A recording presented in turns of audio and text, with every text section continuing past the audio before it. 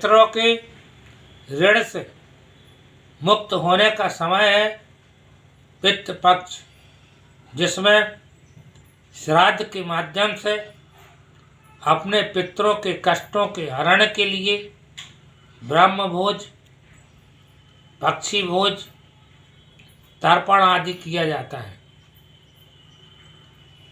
इन दिनों पितृ धर्मराज से अनुमति लेकर के पृथ्वी पर यह देखने आते हैं कि हमारे वंशज क्या कर रहे हैं। वे तुम्हें दिखते नहीं हैं, इसलिए नहीं दिखते क्योंकि वे देखने आते हैं और अपने पितरों के प्रति जो भी ब्राह्मणों को भोज कराता है, पक्षियों को भोज कराता है, तर्पण आदि करता है, पितृ उससे प्रसन्न होते हैं। परंतु इन दिनों व्यक्ति को छौर नहीं करना चाहिए, बाल नहीं बनवाना चाहिए और ब्रह्मचर्य से रहना चाहिए। ब्राह्मण को भोजन लोहे के बर्तन में नहीं करना चाहिए, यही तो चांदी के बर्तन में कराना चाहिए या फिर पत्तल में कराना चाहिए। पत्तल पत्तों की हो, यह ध्यान रखें। ब्राह्मण का मुख दक्षिण दिशा की तरफ होना चाहिए और काले तिल उसके आसन के पास रख दो और थाली में 2-4 तिल डाल देना चाहिए। इससे पितृ प्रसन्न होते हैं। और पितरों के लिए तिल का दीपक किलो दक्षिण की तरफ होना चाहिए, जलाना चाहिए।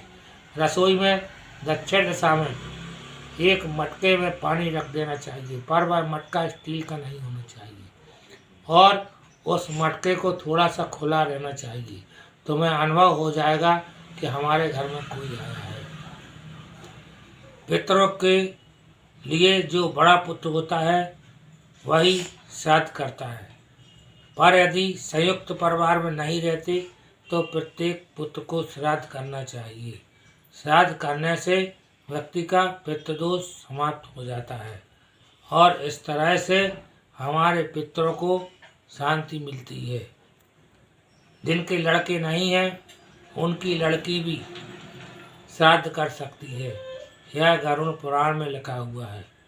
इसलिए कि पितरों को किसी प्रकार से शांति मिले।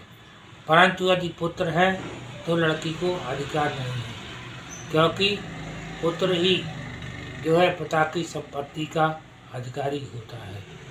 इस तरह हम एक दिन जो पितरों के लिए श्राद्ध करते हैं, यह एक दिन पितरों का 1 वर्ष होता है और प्रत्येक पितृ के ऋण से हम मुक्त होते हैं जब अपने पितरों के प्रति श्रद्धा भाव से सेवा करें, घर में कलह न करें और इन दिनों पूरी सादगी से रहना चाहिए, जिससे कि पितृ प्रसन्न हो। घर में कलह भी नहीं होना चाहिए।